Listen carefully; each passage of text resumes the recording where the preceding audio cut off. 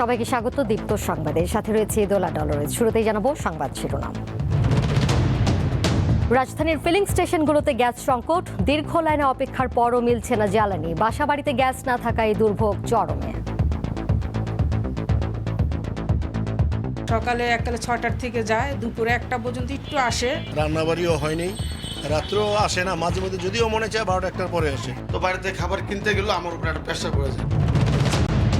দেশের বাজারে বিক্রি হওয়া 34টি টুথপেস্টের 26টিতেই মিলেছে ক্ষতিকর মাইক্রোপ্লাস্টিক। প্রতি 100 গ্রামে আছে 20 থেকে 320টি কণা।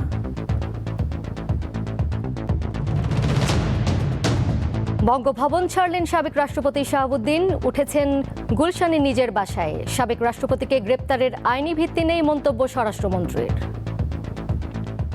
আমরা মাননীয় রাষ্ট্রপতির সহযোগিতা পেয়েছি। সংবিধান অনুসারে তিনি প্রিভিলেজড এবং ইমিউনিটি আছে তার। আমরা আমলে নেওয়ার মতো কোনো বক্তব্য ওখানে নাই।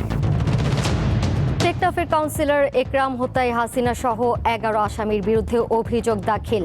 ইয়ামিন হত্যা মামলায় আসামিদের নামে পরোয়ানা জারি।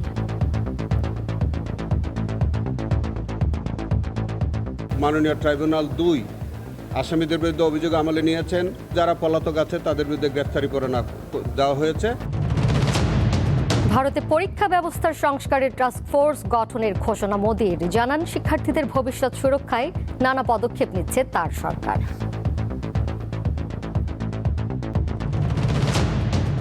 অস্ট্রেলিয়ার বিপক্ষে প্রথম টেস্টের জন্য বাংলাদেশের দল ঘোষণা। চোটের কারণে নেই লিটন ও নাহিদ রানা, ফিরেছেন সৌম্য ও জাকির আলী।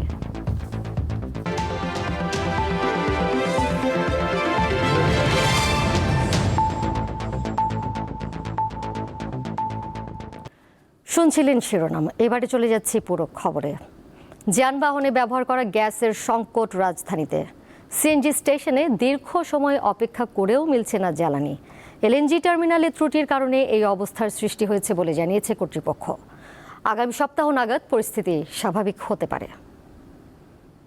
ওইখান থেকে সিরিয়াল ঘুরতে ঘুরতে এখানে আসলাম গেটের কাছাকাছি, এখন ওনারা বলতেছে গ্যাস নাই। 4 ঘন্টা কাছাকাছি সিরিয়াল দিছি, লাইন বন্ধ রয়েছে, লাইনে গ্যাস নাই, বসে রয়েছি। পাম্পে গ্যাস নেই, কী করবো? সিরিয়ালে দাঁড়াই দিয়েছি। কারণ আমাদের যে কষ্ট, এটা তো আর মালিকেরাও বোঝে না। তেজগাঁওয়ের এই সিএনজি স্টেশনে 2 সপ্তাহ ধরে পর্যাপ্ত গ্যাস পাচ্ছে না গ্রাহকরা। অপেক্ষা করতে হয় দীর্ঘ সময়। অনেক সময় অপেক্ষার পরও মিলছে না জ্বালানি। এই অবস্থায় কলাবাগান, মোহাম্মদপুর, কাফরুল, কাজীপাড়া ও বাড্ডা সহ রাজধানীর বেশিরভাগ এলাকায়। অবশ্য গ্যাসের সংকট থাকলেও দাম বাড়েনি। ওরা তো বলতেছে লাইনে কোনো গ্যাস নাই। তা গ্যাস যদি না থাকে তাহলে আবার গ্যাস দেয়, আবার কতক্ষণ পরে বন্ধ করে, আবার কতক্ষণ পরে দিতেছে, তাও তো আমরা বুঝতেছি না। এটা সিন্ডিকেট, এটা তো আর কিছু না, ওই তেলের মতন হয়েছে আর কি। এখন আর তেলের সিরিয়াল নাই, এখন আবার গ্যাস। এই গ্যাসের দাম বাড়ানোর জন্য এই পায়তারা করতেছে। পেট্রোবাংলা সূত্র বলছে, বর্তমানে দিনের বেলায় সারা দেশে গ্যাসের চাহিদা 380 কোটি ঘনফুট, কিন্তু সরবরাহ আছে 215 কোটি ঘনফুট। কক্সবাজারের মহেশখালীতে এলএনজি টার্মিনালে অগ্নিকাণ্ডের ঘটনায় এই অবস্থার সৃষ্টি হয়েছে। সিএনজি স্টেশন কর্তৃপক্ষ বলছে, সরবরাহ স্বাভাবিক হতে আরও সপ্তাহখানেক সময় লাগতে পারে। 1 সপ্তাহ পর যদি ঠিক হয়, এর আগে ঠিক হবে না। এটা তো মজুত করার কিছু নাই, যে মজুদের জন্য যে গ্যাসটা দাম বাড়লে মনে করেন আমাদের গ্যাসটাই মজুত করলাম, তাহলে আমার লাভ হবে। এখানে মজুত, এটা দাম বাড়ার সাথে এটা কোনো সম্পর্ক না। এটা মানে জাতীয় গ্রিডের একটা প্রবলেম হচ্ছে। রাজধানী ও আশপাশের জেলায় গ্যাস বিতরণকারী প্রতিষ্ঠান তিতাস জানিয়েছে, সরবরাহ স্বাভাবিক না হওয়া পর্যন্ত গ্যাসের চাপ কম থাকবে। গ্যাস সংকটের এই চাপ কেবল সিএনজি স্টেশনেই সীমাবদ্ধ নেই। এর প্রভাব পড়ছে সার্বিক পরিবহন খাত ও সাধারণ মানুষের নিত্যদিনের জীবনযাত্রায়। দ্রুত সরবরাহ স্বাভাবিক না হলে এই ভোগান্তি আরও চরম রূপ নেবে বলে আশঙ্কা চালক ও মালিকদের। হেদায়েতুল্লাহ সীমান্ত, দীপ্ত সংবাদ, ঢাকা। তীব্র গ্যাস সংকটে রাজধানীর বেশিরভাগ বাসাবাড়ির চুলা জ্বলছে না। গ্যাস সংকটের এই চিত্র উঠে এসেছে আমাদের আজকের জনতার কথায়। ভোর থেকেই চুলা বন্ধ, দুপুর গড়িয়েও মিলছে না কাঙ্ক্ষিত গ্যাস।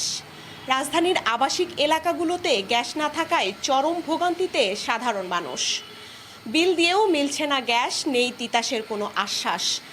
রাজধানীর আবাসিক এলাকার মানুষের এই ভোগান্তি নিয়েই আজকের জনতার কথা। শুনবো কি বলছেন তারা। সকালে এককালে 6টার থেকে যায়, দুপুরে 1টা পর্যন্ত একটু আসে। আর যেই গ্যাস আসে ওই গ্যাসে রান্না খাবার করা যায় না। আমাদের কোনো গ্যাস একদমই নেই, আমরা ইলেকট্রিক চুলায় রান্না করি। এখন এতে রান্না করা খুবই কষ্ট। গ্যাসটা একটা চাপ থাকে, পোলাপানে সবসময় তো রান্না দেরি হয়, তো বাড়িতে খাবার কিনতে গেলেও আমার উপরে একটা প্রেশার পড়ে যায়। চুলার বিল মনে করেন 1180 টাকা করে তারা নিয়ে যাইতেছে। আবার আমরা সিলিন্ডার করব, সিলিন্ডারও মনে করেন 2000 টাকার উপরে। সরকার একটা করুক, গ্যাস কেটে দিয়ে গ্যাসের লাইন না দিয়ে, মানে বিদেশিদের মতো সিলিন্ডার করুক, সিলিন্ডারের দাম কমাই দেয়। সকাল থেকে এই পর্যন্ত কোনো গ্যাস নেই, রান্নাবাড়িও হয়নি, রাত্রেও আসে না, মাঝে মধ্যে যদিও মনে চায় 12টা 1টার পরে আসে। আগে শুধু শীতের মধ্যে সমস্যা থাকতো, আর এখন শীত গরম 12 মাস একই অবস্থা।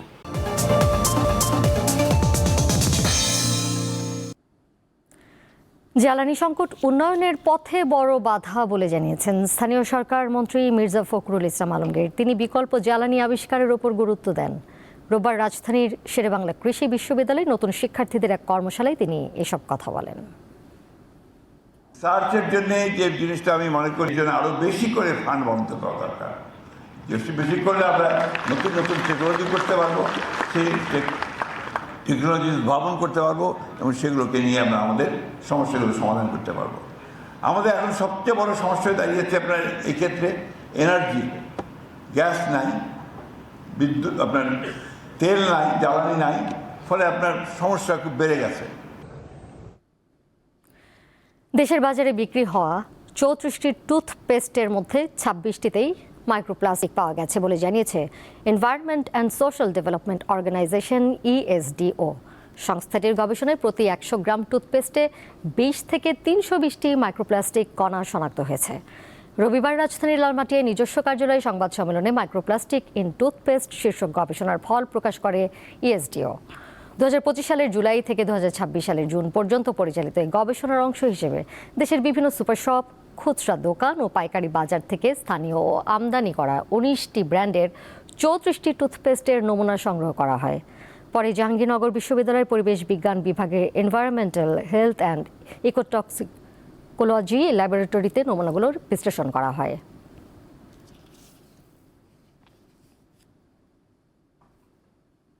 যাচ্ছি পরের প্রসঙ্গে। ভারপ্রাপ্ত রাষ্ট্রপতি হাফিজউদ্দিন আহমদ সাভারে জাতীয় স্মৃতিসৌধে মুক্তিযুদ্ধের বীর শহীদদের প্রতি শ্রদ্ধা জানিয়েছেন। বেলা 11:30টার দিকে তিনি স্মৃতিসৌধে পৌঁছান। মহান মুক্তিযুদ্ধের শহীদদের প্রতি শ্রদ্ধা নিবেদনের পর হাফিজউদ্দিন আহমদ কিছুক্ষণ দাঁড়িয়ে থাকেন। পরে তিনি পরিদর্শন বই সই করেন। মোহাম্মদ শাহাবুদ্দিন রাষ্ট্রপতির পদ থেকে সরে দাঁড়ানোর পর সংবিধান অনুযায়ী রাষ্ট্রপতির দায়িত্ব গ্রহণ করেন জাতীয় সংসদের স্পিকার হাফিজউদ্দিন আহমদ।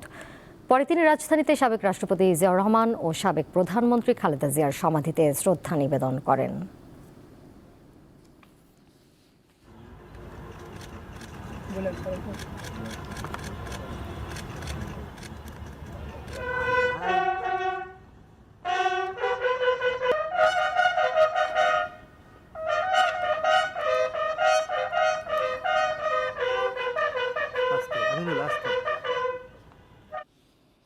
বঙ্গভবন ছেড়ে গুলশানে নিজের বাসায় উঠেছেন সদ্য সাবেক রাষ্ট্রপতি মোহাম্মদ শাহাবুদ্দিন। এর মধ্য দিয়ে 3 বছরে 3 সরকার প্রধানকে শপথ পড়ানো রাষ্ট্রপতি অধ্যায়ের সমাপ্তি হলো। রাজনৈতিক পট পরিবর্তনে সাবেক এই রাষ্ট্রপতি বরাবরই ছিলেন আলোচনা সমালোচনার কেন্দ্রবিন্দুতে। রাষ্ট্রের সর্বোচ্চ সাংবিধানিক পদে দায়িত্ব পালন শেষে রবিবার দুপুর 2:15টার দিকে বঙ্গভবন থেকে বিদায় নিলেন দেশের 22তম রাষ্ট্রপতি মোহাম্মদ শাহাবুদ্দিন।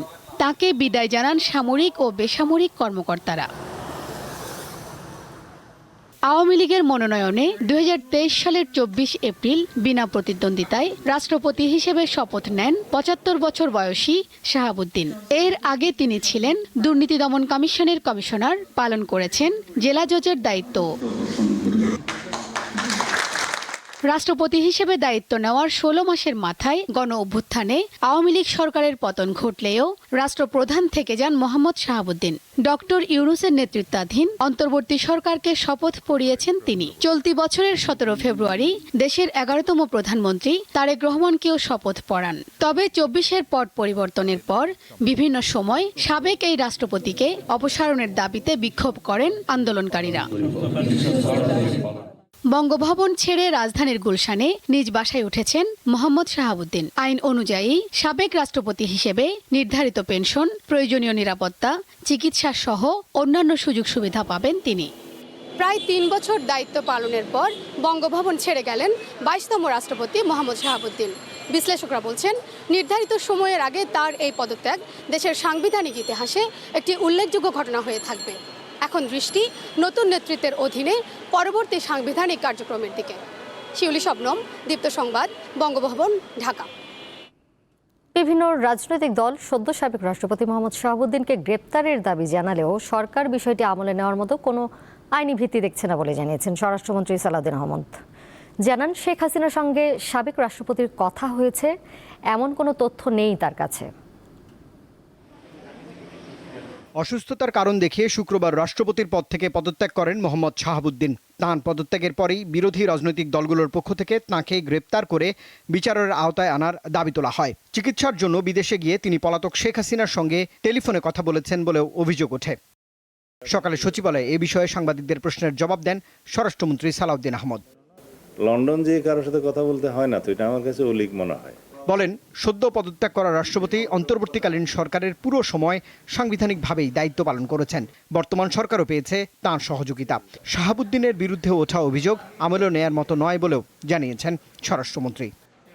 ইন্টারিম গভর্নমেন্টের পুরোটা এবং বর্তমান রাজনৈতিক সরকারের এই প্রায় 5-6 মাস এই সময় তিনি সাংবিধানিকভাবে দায়িত্ব পালন করেছেন এবং বিধিবিধান অনুযায়ী করেছেন। ফৌজদারি অপরাধ ইত্যাদির বিষয়ে কোনো আদালতে মামলা করা যায় না। জানান, সাবেক রাষ্ট্রপতি হিসেবে মোহাম্মদ শাহাবুদ্দিন আইন অনুযায়ী সকল সুযোগ সুবিধাই পাবেন। তার প্রোটেকশনের জন্য SSF, PGR সহ এটা 6 মাসের একটা বিধান আছে, সেটা 6 মাসের তিনি তাদের সুযোগ পাবেন, মানে প্রোটেকশনের সুযোগ পাবেন। এ সময় স্বরাষ্ট্রমন্ত্রী জানান, জনবান্ধব পুলিশ গঠনে পুরস্কার ও তিরস্কারের নীতি অব্যাহত রাখবে সরকার। অন্যায় করবে তাদেরকে তিরস্কৃত করবে। রুবায়েত হাসান, দীপ্ত সংবাদ, ঢাকা। কক্সবাজারের টেকনাফে সাবেক কমিশনার একরামুল হককে ক্রস ফায়ারে হত্যার ঘটনায় মানবতা বিরোধী অপরাধের মামলার আনুষ্ঠানিক অভিযোগ আমলে নিয়েছে আন্তর্জাতিক অপরাধ ট্রাইব্যুনাল। এই মামলার 11 আসামির মধ্যে গ্রেপ্তার 3 জন ছাড়া সাবেক প্রধানমন্ত্রী শেখ হাসিনা সহ পলাতক 8 আসামির বিরুদ্ধে গ্রেপ্তারি পরোয়ানা জারি করেছে আদালত। এছাড়া জুলাই গণঅভ্যুত্থানের শিক্ষার্থী আশহাবুল ইয়ামিন হত্যার অপরাধে 19 জনের বিরুদ্ধে অভিযোগ আমলে নিয়েছে ট্রাইব্যুনাল। 2018 সালের 26 মে রাত কক্সবাজারের টেকনাফে বন্দুকযুদ্ধে নিহত হন সাবেক কমিশনার একরামুল হক। তিনি টেকনাফ পৌরসভার 3 নম্বর ওয়ার্ডের কাউন্সিলর ও উপজেলা যুবলীগের সভাপতি ছিলেন। ঘটনার পর ঠান্ডা মাথায় একরামুলকে হত্যা করা হয়েছে বলে দাবি করেন তার স্ত্রী আয়েশা বেগম। একরামুল হককে হত্যার ঘটনায় সম্প্রতি মানবতা বিরোধী অপরাধের অভিযোগ দাখিল করেন তার স্ত্রী। তদন্ত শেষে রবিবার ট্রাইব্যুনালে আনুষ্ঠানিক অভিযোগপত্র জমা দেয় প্রসিকিউশন, যেখানে সাবেক প্রধানমন্ত্রী শেখ হাসিনা, সাবেক স্বরাষ্ট্রমন্ত্রী আসাদুজ্জামান, সাবেক মন্ত্রী ওবায়দুল কাদের ও সাবেক আইজিপি বেনজির আহমেদ সহ 11 জনকে আসামি করা হয়েছে। এই মামলায় গ্রেপ্তার রয়েছেন টেকনাফের সাবেক এমপি আব্দুর রহমান বদি, র্যাবের সাবেক 2 কর্মকর্তা আনোয়ার লতিফ ও মাহবুব আলম। তবে শেখ হাসিনা সহ বাকিরা পলাতক থাকায় তাদের বিরুদ্ধে গ্রেপ্তারি পরোয়ানা জারি করেছে আন্তর্জাতিক অপরাধ ট্রাইব্যুনাল 2। এই হত্যাকাণ্ডের মধ্যে তাদের সম্পৃক্ততা, তাদের সংশ্লিষ্টতা পাওয়ায় তদন্তকারী কর্মকর্তা আমাদের কাছে রিপোর্ট সাবমিট করে সেই রিপোর্টের পরিপ্রেক্ষিতে আমরা আজকে তাদের বিরুদ্ধে ফর্মাল চার্জ দিয়েছি এবং সেই ফর্মাল চার্জের পরিপ্রেক্ষিতে আমাদের মাননীয় ট্রাইব্যুনাল 2 আসামিক অভিযোগ আমলে নিয়েছে ট্রাইব্যুনাল। পরে মামলার পলাতক 13 আসামির বিরুদ্ধে গ্রেপ্তারি পরোয়ানা জারি করে আদালত। এই 19 জনের বিরুদ্ধে আমরা আমাদের ইনভেস্টিগেশন এজেন্সি তাদের বিরুদ্ধে প্রাথমিক অভিযোগ পাওয়ার পর আমার কাছে রিপোর্ট দাখিল করে এবং সেই অনুযায়ী আমি তাদের বিরুদ্ধে আমি নিজে বাদী হয়ে আজকে ফর্মাল চার্জ দাখিল করলাম। এছাড়া জুলাই গণ অভ্যুত্থানের এক মামলায় আওয়ামী লীগের সাধারণ সম্পাদক ওবায়দুল কাদের সহ 7 জনের বিরুদ্ধে ট্রাইব্যুনালে সাক্ষ্য দেন সাংবাদিক আশরাফ কায়সার। মাহিদুর রহমান, দীপ্ত সংবাদ, ঢাকা। আগামী 28 জুলাই বিশ্ব প্রকৃতি সংরক্ষণ দিবস। প্রাকৃতিক সম্পদ সংরক্ষণ, উদ্ভিদ ও প্রাণী জগতের সুরক্ষা, জীববৈচিত্র্য হ্রাস ও দূষণের মতো পরিবেশগত হুমকি সম্পর্কে সচেতনতা বাড়াতে এই দিনটি পালন করা হয়। বাংলাদেশের প্রাণ প্রকৃতি নিয়ে দীপ্ত সংবাদ ধারাবাহিক প্রতিবেদন প্রচার করছে যত্রতত্র ময়লা আবর্জনা ফেলার কারণে কিভাবে জমির উর্বরতা নষ্ট হচ্ছে। আজ থাকছে এই নিয়ে প্রতিবেদন।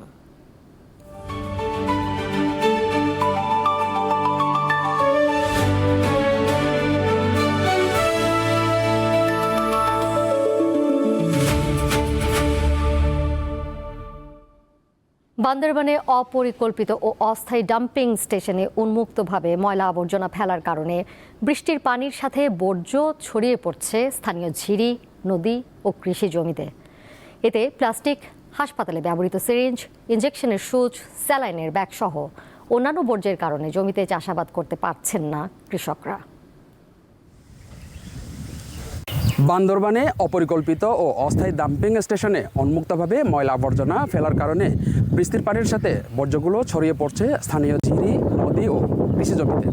এতে নষ্ট হচ্ছে কৃষি জমি, দূষিত হচ্ছে পরিবেশ ও মারাত্মক স্বাস্থ্য ঝুঁকিতে পড়েছে জনজীবন। হাসপাতালে এই যে সুইচ বলে, বিভিন্ন ফার্মাসির যে বিষাক্ত যে ওষুধের দ্রব্য ব্লেড হইতে ছুরি যা হয়তো এখানে ডুবে আছে। তাদের এই জিনিসটা খেয়াল রাখা উচিত ছিল যে কি, যাতে করে পার্শ্ববর্তী যে জমি, ধানের জমি, তাদের ক্ষতি না হয়। তারা ওই ধরনের যে একটু ব্যবস্থা নিতেন, হতে ক্ষতি হতো না। আসা যাওয়ার পথে দেখেন রাস্তার উপরে পৌরসভার ময়লাগুলো রাস্তার উপর ফেলে যায়, ভালো ময়লাগুলো একদম নদীতে চলে যায়।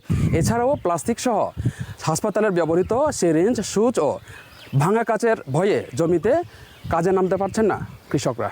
যদিও পৌরসভা থেকে হয়েছে, কিন্তু সমস্যাটা হয়েছে পৌরসভার বাইরে গিয়ে। তো ওখানে কর্মচারী হিসেবে আমি যেতে পারি না, প্রথমত আমি যেতে পারি না।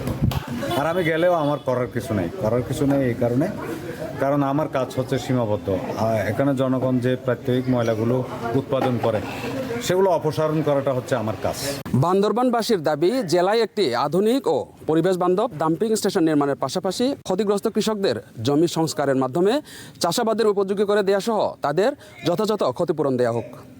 কেমুয়ং মার্মা, দীপ্ত সংবাদ, বান্দরবান। সেনা সদর নির্বাচনী পর্ষদ 2026-এর উদ্বোধন করেছেন প্রধানমন্ত্রী তারেক রহমান। সকালে সেনাবাহিনীর সদর দপ্তরে আয়োজিত অনুষ্ঠানে কর্নেল ও লেফটেন্যান্ট কর্নেল পদবীর যোগ্য কর্মকর্তাদের পরবর্তী পদোন্নতির জন্য বিবেচনায় আনার কার্যক্রম শুরু হয়। অনুষ্ঠানে প্রধানমন্ত্রী বলেন, পদোন্নতি একটি গুরুত্বপূর্ণ প্রাতিষ্ঠানিক প্রক্রিয়া, তাই এক্ষেত্রে কোনো ধরনের ব্যক্তিগত বা রাজনৈতিক বিবেচনার সুযোগ নেই। পেশাগত সক্ষমতা, নেতৃত্বের গুণাবলী, শৃঙ্খলা, সততা, বিশ্বস্ততা, আনুগত্য এবং সামগ্রিক কর্মদক্ষতাকে গুরুত্ব দিতে নির্বাচনী পর্ষদের সদস্যদের প্রতি আহ্বান জানান প্রধানমন্ত্রী।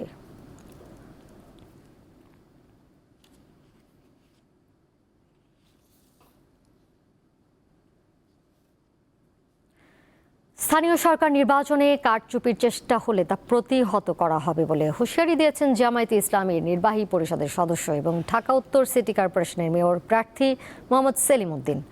দুপুরে রাজধানীর মগবাজারের আল ফালা মিলনায়তনে সাংবাদিকদের সঙ্গে মতবিনিময় সভায় তিনি বলেন, ঢাকায় আগে স্থানীয় সরকার নির্বাচন দিতে হবে, তা না হলে বুঝতে হবে সরকার জনগণের রায়ের মুখোমুখি হতে ভয় পাচ্ছে।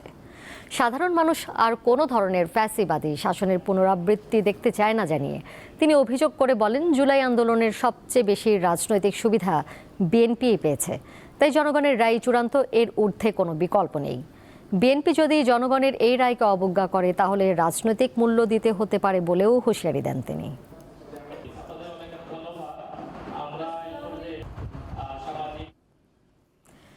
এবারে দেখে নেব দেশের আরও কিছু আলোচিত খবর নিয়ে আমাদের এই নিয়মিত আয়োজন সংবাদ সংক্ষেপ।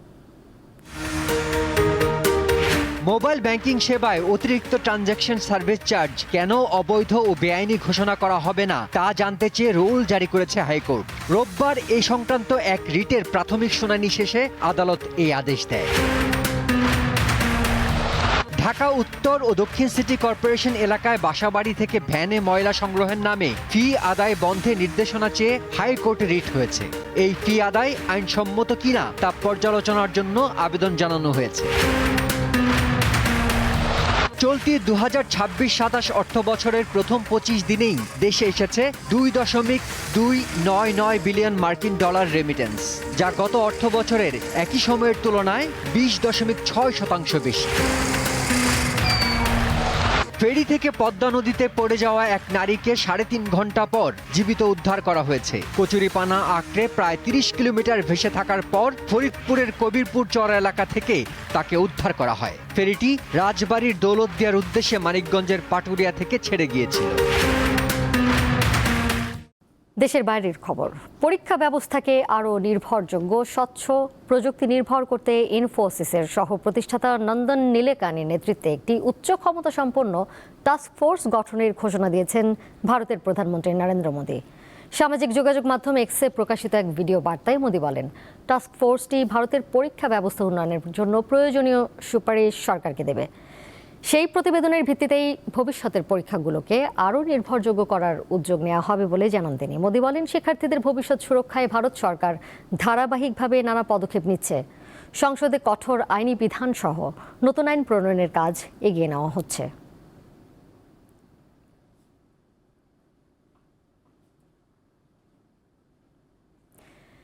ইরান যুক্তরাষ্ট্র সংঘাতে জড়িয়ে পড়তে পারে পাকিস্তান। সৌদি আরবে ইরান সমর্থিত ইয়েমেনের হুথিদের হামলা এবং বাব এল মানদেব প্রণালী বন্ধের শঙ্কায় এমনটি মনে করছেন বিশ্লেষকরা। বিস্তারিত জানাচ্ছেন তৌহিদুর রহমান। ইরান যুক্তরাষ্ট্রের উত্তেজনা দিন দিন আরও কঠিন করে তুলছে পশ্চিম এশিয়ার যুদ্ধের সমীকরণ।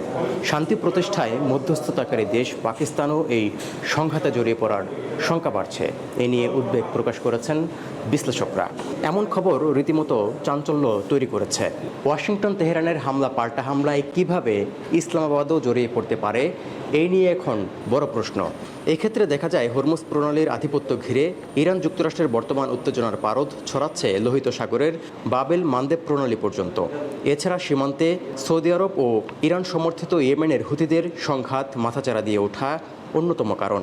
এমনকি সম্প্রতি সৌদি আরবে হুথিদের হামলা সমীকরণ পরিস্থিতিকে আরও জটিল করে তুলেছে। এই যখন অবস্থা, তখন বিশ্লেষকরা মনে করছেন সৌদি আরবের সঙ্গে হওয়া প্রতিরক্ষা চুক্তির কারণে বড় ধরনের কঠিন সিদ্ধান্ত নেয়ার ঝুঁকিতে রয়েছে পাকিস্তান। কারণ চুক্তি অনুযায়ী সৌদি আরবের উপর যে কোনো হামলাকে নিজেদের উপর হামলা হিসেবে দেখে ইসলামাবাদ। এমনকি বিতর্কিত ইয়েমেন সীমান্তের কাছাকাছি সৌদি আরবের এলাকায় সেনাও মোতায়েন রেখেছে পাকিস্তান। ইরান যুক্তরাষ্ট্রের মধ্যকার যুদ্ধ উত্তেজনা বাড়লে যে কোনো সময় লোহিত সাগরের বাবেল মানদেব প্রণালীটি হুথিরা বন্ধ করে দেওয়ার শঙ্কা প্রকট হচ্ছে। পাকিস্তান সহ অনেক দেশের তেল গ্যাস আমদানিতে এই রুট অনেক গুরুত্বপূর্ণ, যার কারণে এটি হুমকিতে পড়লে পাকিস্তান মধ্যস্থতাকারী দেশ থেকে লড়াইয়ের ময়দানে নামার ঝুঁকি তৈরি হচ্ছে। এছাড়া গত বছর সৌদি আরবের সঙ্গে প্রতিরক্ষা চুক্তির পর এবার কুয়েতের সঙ্গে পাকিস্তানের প্রতিরক্ষা চুক্তি সম্প্রসারণ আলোচনা আরও বেশি ভাবাচ্ছে। এমনকি উপসাগরীয় অঞ্চলের আরও কয়েকটি দেশ ইসলামাবাদের সঙ্গে প্রতিরক্ষা সহযোগিতা বাড়াতে সম্প্রতি আগ্রহ দেখাচ্ছে। পাকিস্তানের সামরিক বাহিনীর অবসরপ্রাপ্ত জেনারেল গোলাম মোস্তফার মতে, আপাতত পাকিস্তানের শীর্ষ নেতৃত্ব সব পক্ষকে শান্ত রাখার চেষ্টা করছেন। তবে হুথিরা যদি সৌদি আরবে তাদের হামলার পরিধি বাড়ায়, তাহলে পরিস্থিতি বদলাবে বা কঠিন সিদ্ধান্ত নিতে ইসলামাবাদ বাধ্য হবে বলেও হুঁশিয়ার করেছেন অবসরপ্রাপ্ত এই জেনারেল।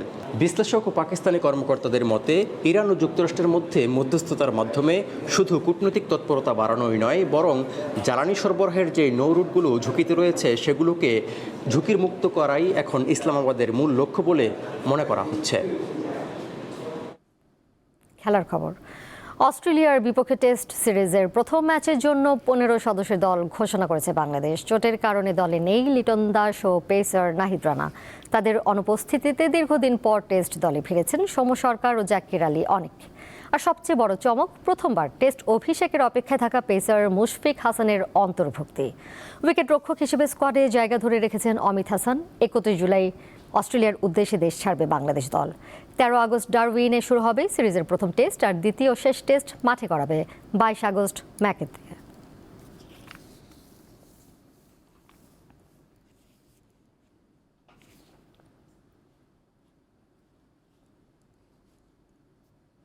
বিনোদন অঙ্গনের খবর, শিল্পকলা একাডেমিতে চলছে 4 দিন ব্যাপী নজরুল নাট্যোৎসব 2026।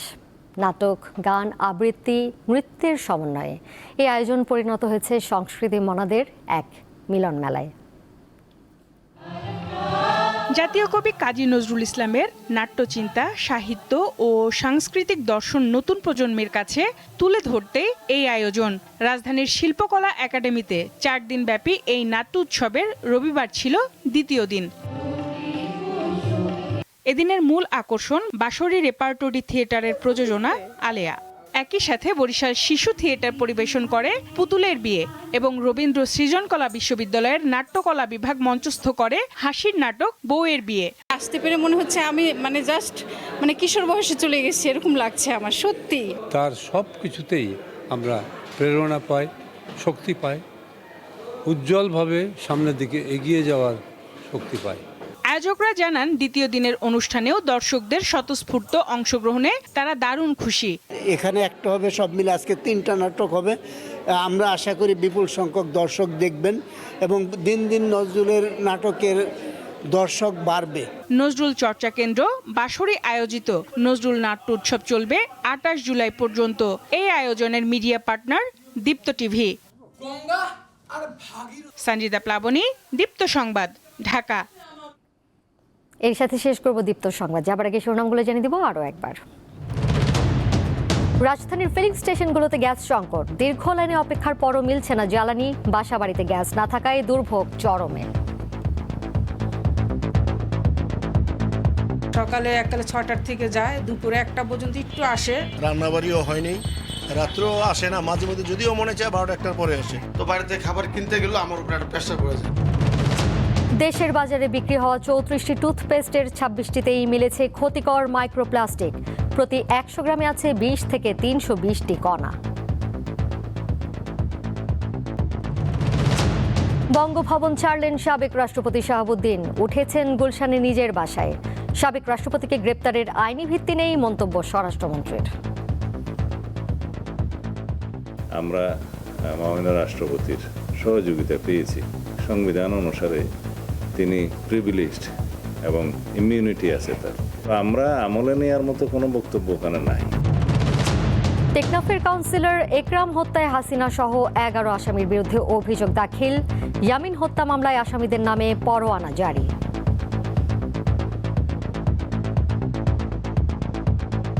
মাননীয় ট্রাইব্যুনাল 2 আসামিদের বিরুদ্ধে অভিযোগ আমলে নিয়েছেন। যারা পলাতক আছে তাদের বিরুদ্ধে গ্রেফতারি পরোয়ানা দেওয়া হয়েছে। ভারতে পরীক্ষা ব্যবস্থার সংস্কারের টাস্ক ফোর্স গঠনের ঘোষণা মোদির, জানান শিক্ষার্থীদের ভবিষ্যৎ সুরক্ষায় নানা পদক্ষেপ নিচ্ছে তার সরকার। অস্ট্রেলিয়ার বিপক্ষে প্রথম টেস্টের জন্য বাংলাদেশের দল ঘোষণা। চোটের কারণে নেই লিটন ও নাহিদ রানা, ফিরেছেন সৌম্য ও জাকের আলী।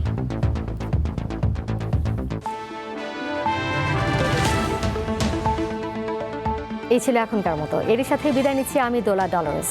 আরও তথ্য এবং বিনোদনের নানা খবর জানতে যুক্ত থাকুন দীপ্ত ডিজিটাল প্ল্যাটফর্মে। সবাইকে ধন্যবাদ এতক্ষণ সাথে থাকার জন্য।